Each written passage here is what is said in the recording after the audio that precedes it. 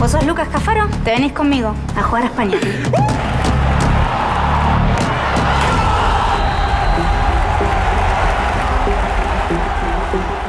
Saldaña se está cargando leones, lo utiliza para enriquecerse. Fraude fiscal, falsificación de documentos públicos, malversación, blanqueo. Nosotros nos encargamos, señor Saldaña.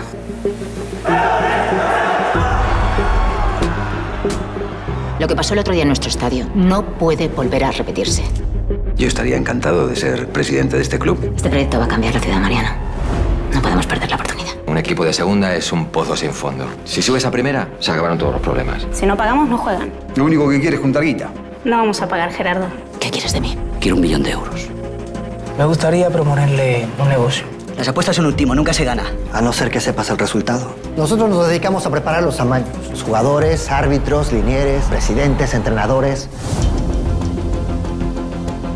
Si pasaras más tiempo en casa, sabrías lo que realmente es importante. Fui yo el que le dejó tirado. Creemos que el fútbol es un deporte, pero es una droga.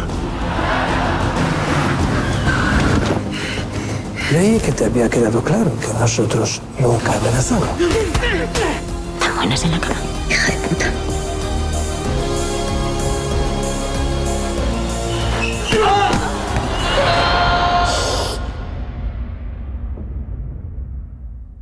Yo lo que quería era un club limpio. Pero está claro que con vosotros no lo voy a conseguir.